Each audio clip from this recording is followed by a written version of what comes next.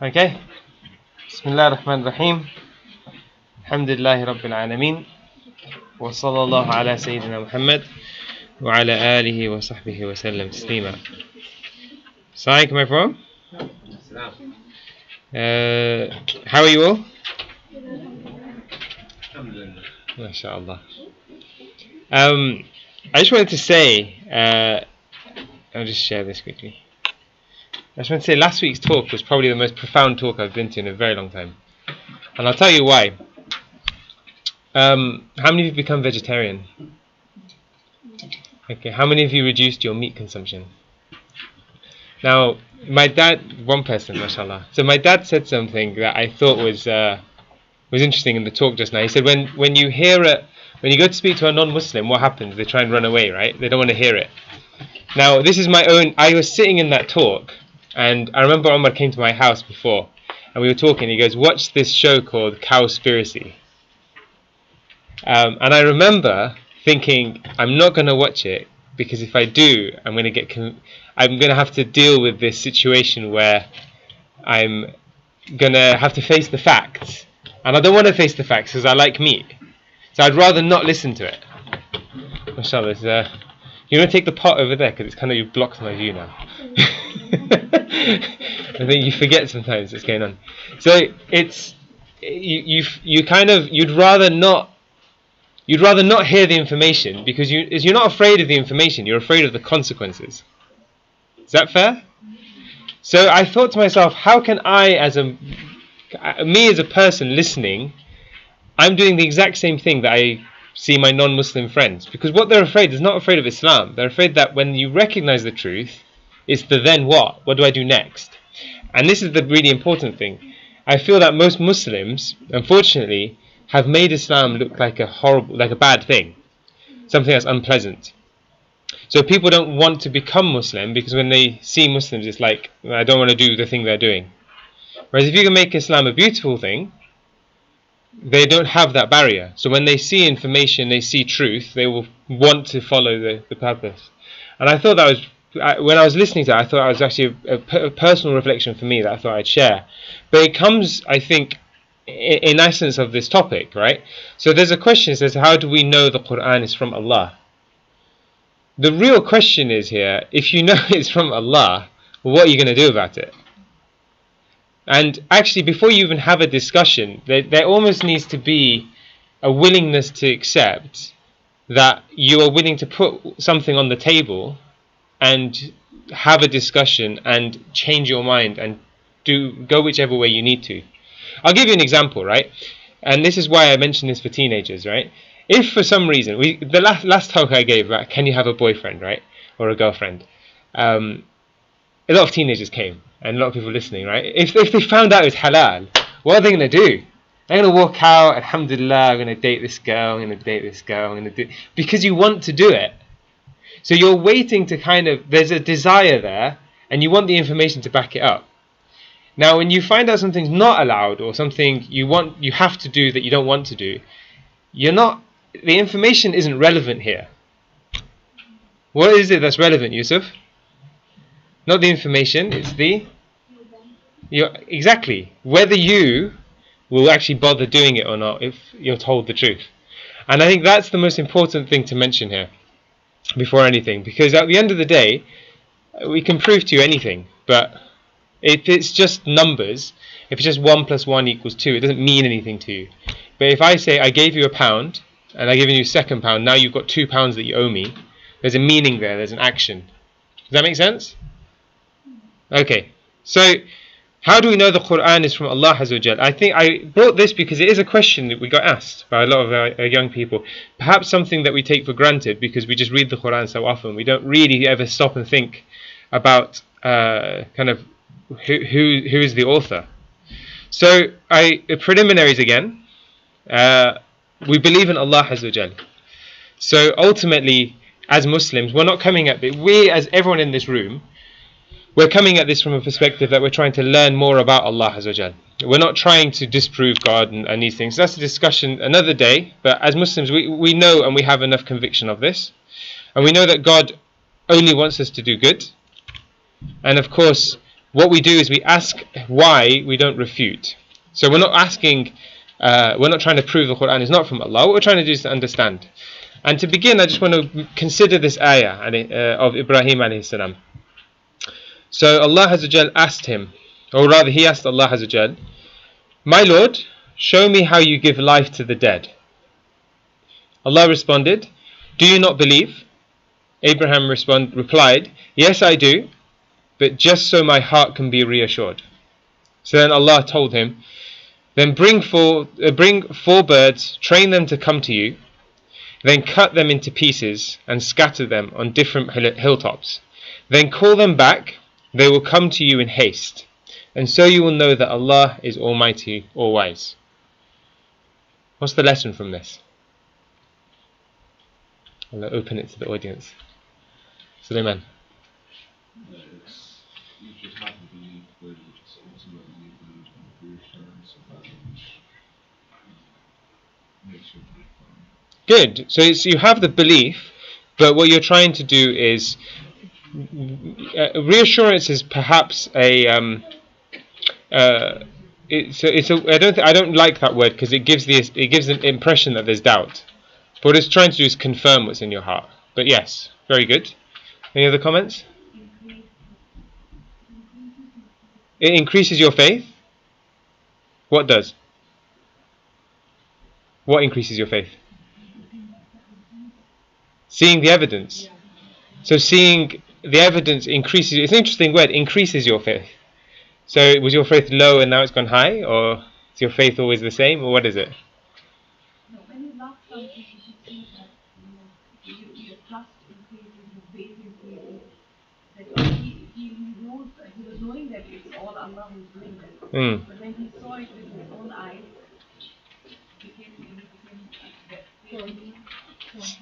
So it's good. Yeah, very good. I understood that. But what I thought was interesting was your phrase. It increases your faith. So is your faith lower and now it's gone higher? That's the question I'm asking. So this is I don't want to get too into this, but it's an interesting thought. Yeah. Well, one thing is that yes, for normal Muslims, faith does increase and decrease. So that is true. But because of the hadith that for the angels it's constant, for the prophets it's always increased, and for the normal Muslims it goes up and down, the faith. But also it's the annual yaqeen and haqqul yaqeen, and that's so you know something but you have heard about it, but then you see it, then that knowing is reaffirmed, and then you go and experience that thing, then it is even more affirmed. So it's just a different level of knowing. Okay. So essentially a similar sort of comment, but the summary is you can have faith going up and down. Yeah. The thing I heard from Sheikh Sha'rawi, rahimahullah, Egyptian scholar, top scholar, he said it's not whether you bring dead to life, how you bring them to life.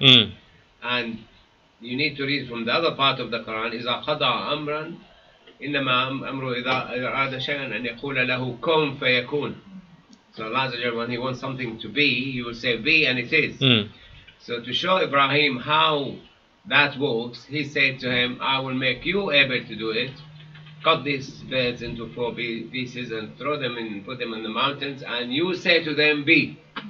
So Allah made even Ibrahim able to say to something be, and it is. Yeah, it's very profound, that point. Yeah, Mashallah. and then he became, they came to him running. So just the word, Allah doesn't need to go and collect all these particles and oxygen and carbon, magnesium, whatever, stick them together and make the person again. ما خلقكم ولا بعثكم إلا كنفس واحدة. MashaAllah. New creation, and to recreate you is like creating one person. Be, and it is. Yeah. MashaAllah. Did everyone get that? I just want to quickly summarize. So what he wanted to see is how Allah Azza wa Jal creates. And Allah creates by saying be, and it is, right? So what He did is He gave Ibrahim the ability to say come, and they came. I.e. they came back to life. And I thought that was a really profound point. I'm going to pause Because I know half my time got eaten and I've not even got into the talk yet. So the two things I wanted to mention here is, one is to pick up on the point of increasing and decreasing, and I think that is a lengthy discussion that scholars make, but essentially there's two things here and we're talking about two different things. It depends what you mean by faith. Now what you actually mean is the feeling of faith, but none of you have in any way decreased in how much you believe there is one God and Muhammad sallallahu alaihi wasallam is his messenger, right? So the same as what we're doing here. Your faith in Allah, you still believe in Allah. We're not saying Allah is 2, 3, 4, astaghfirullah al-azim, right? What we're saying is there's only one God, but that feeling of faith will be reassured.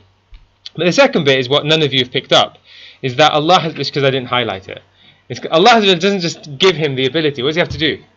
He has to go and train birds. How long does it take you to train a bird to come to you? MashaAllah. Go to dua if you want a bird, right? So in a couple of days you'll get it coming flying to you, right? It takes ages. It takes years and years of training and these things. So, and then after all that, kill the bird, right? That bird's worth money. You've trained it, it's coming and flying to you. So all these things, there's that effort. So what we're doing here is, if you want to see and you want to understand these things, there's effort required, and it doesn't happen in a day and a night. It will take years of pursuit of learning, and then Allah will open up the door for you. So there's three considerations. So how do we know the Quran is from Allah? Now I changed the order of these several times, but basically there's three things you can do. There's one which is the challenge, which I didn't have time to put the ayah in, but Allah challenges you to challenge the Quran, to pick up the Quran and to find out. And that's the same essence of the discussion of Ibrahim, and that's what the main focus is going to be on today. The second is the content of the Quran itself. So you read the Quran and you realize there's things in there that's truly amazing, right? And the third thing is the context of the Quran in which it was revealed. Okay, so this is when you're going to need your pieces of paper or your mobiles. MashaAllah, some people have already made strenuous notes. MashaAllah. But what we're going to look at now is we're going to look at the challenge. Now, this is something I think is often overlooked. And this is something I think only one person's done it, so it's okay. But alhamdulillah, even we'll see if you can replicate what you came out with before. But essentially, one of the things about the Quran is the way in which it was compiled and the way in which it was brought together is nothing short of a miracle. And we're going to go through some of them. But to do this, we're going to do a little task. Okay? So those online, you can do it as well. You can follow along. Those who are kind of here, I'm going to read to you some stuff, and I need you to write down what you hear. Simple enough? So you're going to be the scribe. Now, why are we doing this? The Prophet ﷺ, when he would receive revelation, he would call upon some scribes who would write it down, and then that information would then formulate the Quran alongside the memory that they had of the thing. So what you're going to do is you're going to do the same thing. I'm going to read you a sentence. You've got to write it down either on a piece of paper or on your phone, and we're going to see how accurately you note it down. Is that okay? Alright, so everyone ready? Got your pen, paper, mobiles ready? SubhanAllah. If you're in my Sunday school class, I'd be like, I've gave you 5 minutes notice to have a pen and paper ready. No, I'm joking. Yes? I know you have. That's what I thought. I said there's one person, but I'm going to compare how you get your answer before. Okay, so everyone ready? So, Bismillah ar-Rahman ar-Rahim. Everyone, write X. Do we have to write everyone write it? You have to do what I told you to do, which is to write the stuff I read out. Underneath it, can you write Y? Okay, and then underneath that, can you write the reason I love you? You got that? No. So, Bismillah ar-Rahman ar-Rahim. Everyone, write X. Underneath it, write Y. Underneath that, write the reason I love you. You got it? No. You got to write it as you want, Rowan. Okay. So in between these in an Irish accent, can you write down I love you?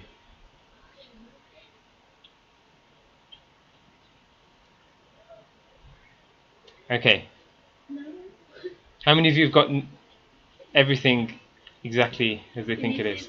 Can you say the Irish one again? So in an Irish accent, in between the X and the Y, you got to write, in an Irish accent, I love you.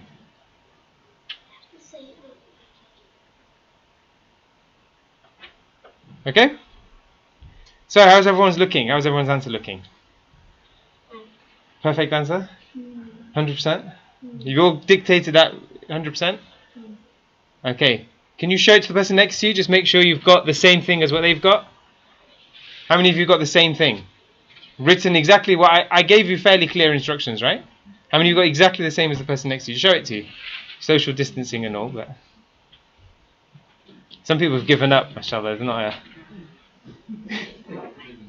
Oh, wait. Bismillah ar-Rahman ar-Rahim. Everyone get your papers back. Bismillah ar-Rahman ar-Rahim.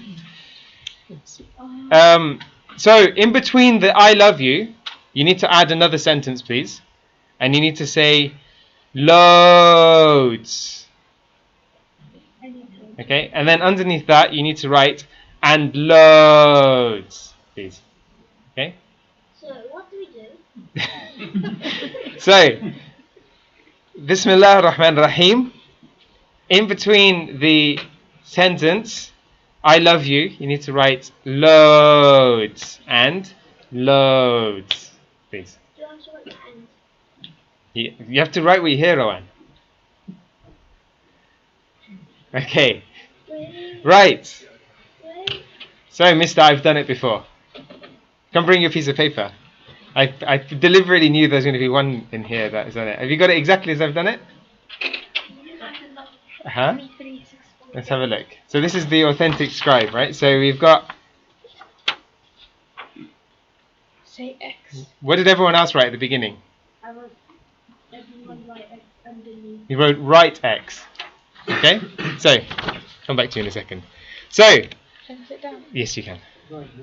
So, everyone very confused? Now, what am I doing? I'm creating an example to you of what we call human error. Okay? Firstly, how many of you left the space between the two sentences and managed to squeeze in the several bits? One or two people. Ayan did, okay?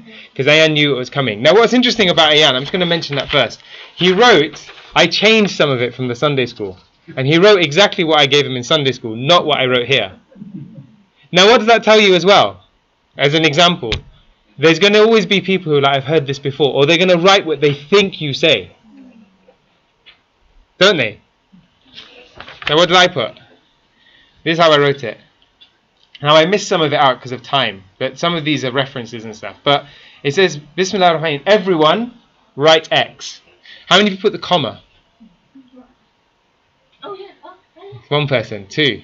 The punctuation of the kids. Now, how many of you wrote in the Irish accent, wrote it like this with speech marks? Or how did you indicate the Irish accent? Did you do that? How did you do it, by the way? How did you mention Irish accent? So if you pass your piece of paper on and someone reads it, are they going to know to read it in an Irish accent? They are? How did you do it? So you wrote down in an Irish accent. So maybe now, the next person who picks it up, he's going to pick it up and say, in an Irish accent, say, I love you, aren't they? Right? Okay. Now, the loads that I put down, how did people do that bit? Dua. L-O-O-O-O. Did you write loads of O's? Yeah. Okay, so I got Mr. Smarty Pants over there at the back. He just put a little squiggle because he knows I've done it. But this little squiggle of the O to tell you you've got to stretch it, right? Okay, so you've got and loads, right? So you've got this bit here. Now, this bit is actually from a different section. I'm planning to do it in a few years' time. But it's connected to this. And it's the reason I love you. But it comes way later. But it's going to be connected. But I want you to save this because in 5 years' time, you need to bring it back and you need to add a little section. Does that make sense? Now, what is this? You're probably thinking this is just silly, right? Because it makes no sense. But all of this shows you some incredible insights into the Quran and the perfection in which the Quran was written, right? So, the first is the sequence of the Quran. The Quran was revealed over 23 years. Imagine next week I come back to you and I give you one more sentence. Firstly, how many of you would still have your piece of paper? If it's judging by the youth group that I have, by the end of the session they've already lost it. You just find a piece of paper here or a piece of paper there. Imagine having an absence of paper. They would write on sheepskin, they would write on leather, on bone. You have to gather those up. You've lost it. Now, not only that, you've got to remember the order. How many of you wrote any sort of numbers or things? You have to kind of wedge things in, right? How many of you put things where they were meant to be? Literal phrases. How many of you wrote everyone say X or write X? Yeah? Got 2 people. Did you do this with me before? No, I wrote every single instruction. Every single instruction. Allah Azza says, قُلْ هُوَ اللَّهُ أَحَدٌ. He says, say Allah is one. Now, when a person is there, when I did it in Sunday school, I wrote say instead of write. And all the class just said X. I was like, okay. Everyone started saying X. Every time I say it, say X. But Allah Azza wa Jal said, قُلْ هُوَ اللَّهُ أَحَدٌ. The Prophet ﷺ conveyed it exactly, the companions wrote it exactly, and no one has ever since dropped that word. Even though it's not, you wouldn't assume it to be part of the script. The literal spelling of things. So there's X, I literally wrote X. But the Y, did you write it as a letter Y? Did you write it as the word Y? Allah Azza wa Jal says, Alif Lam Mim, and He also says, Alam Nashrah Laka Sadrak. Why is that one? People have remembered it's not Alam. They say Alif Lam Mim. And then this one, we say Alam Nashrah Laka Sadrak. Because the preservation of the Quran and the perfection of the Quran shows that someone else is doing this, is maintaining this. There's different spellings in different parts of the Quran. How many of you spell I love you the way I did? L-U-V. Apart from the one guy at the back. Right? So, Allah Azza wa Jal in one part of the Quran writes ayyuha with an alif at the end, right? But in Surah Al-Rahman, He says, سَنَفْرُغُ لَكُمْ أَيُّهَا الثَّقَلَانِ. There's no alif. Now, the Prophet ﷺ didn't read or write, because Allah wanted to prove it was not from the Prophet ﷺ. The companions, when they're orally hearing this, could have easily changed this, or someone later would have thought this is a mistake, someone just miswrote it, and they would correct it. But no one did, and no one has, and it's been 1500 years. Now what's even more amazing is how many hypocrites were there? How many enemies of Islam were there? Somebody could have pretended and come along and said, oh, let's just correct it, I'm a Muslim, I remember hearing this. But no one did or managed, and yet it's still there, perfect as it was. Similarly, وَمَلَئِهِمْ is spelt with an extra ya in this places, but it's not written in that same place in different surahs. You have different spellings of the same word, which I think is astonishing, right? Similarly, the Quran has unique spellings. So Ar-Rahman is not written with an alif. If you were to write it in the Arabic language ordinarily, it would always, you'd write the alif. So much so that we actually call this kind of a kari zabar. Okay. So and I call it a mini alif in my Sunday school class. So it's like a mini alif. It's like an alif, but it's just not written. But you still pronounce it as an alif. Similarly, I mentioned about the separate papers and the gathering up of it. Now, this I thought was interesting. The Irish accent. Allah Azza wa Jal in the Quran has preserved different accent pronunciations. And people still recite it the same way. No one in Surah Yunus reads Bismillahi majaraha wa mursaha. How do you read it? Bismillahi majareha wa mursaha. And it's still pronounced with the accent of a different dialect. So Surah Al-Duha.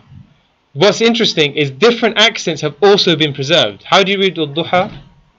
وَالضُّحَى وَاللَّيْلِ إِذَا سَجَى. You can also read it وَالضُّحَى وَاللَّيْلِ إِذَا سَجَى. And that's still preserved 1500 years later. Different accents in which the Quran was revealed. Now what's interesting is no one came up and said, you're reading it wrong. They all recognize that they're all true. The interconnection, how the Quran comes 15 years later, this verse comes in at the right place and it's perfect, right? The style of speech in which it was done, yeah. So there's the mad, the long loads. People still pronounce that. It's not been lost. The symbolism of the Quran, so the different kind of things that are contained within it. I'm going to rush through this, I've already run out of time. The Basmallah. So how many times did you write the Basmallah? Who wrote it twice? When I was telling you it.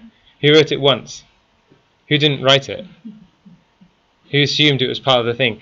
How many? But look at this. Whenever you read Quran, do you ever not say Bismillah ar-Rahman ar-Rahim? Is it always written? So what's preserved? Allah's even preserved the manner in which you read the Quran. So you know to say Bismillah ar-Rahman ar-Rahim even if you're in the middle of the surah, even if it's not written. Right? It's beautiful, kind of miraculous element. Surah names and numbers, I won't go through these in detail, but the punctuation I thought is interesting, and the verse numbers. There's no punctuation in the Quran. There wasn't even dots and fathas in the original script, but all of it is preserved, even with the dots, right? Even with where to stop and how to stop and so on. And similarly with this, and finally the orthography as well, which I'll go into another time.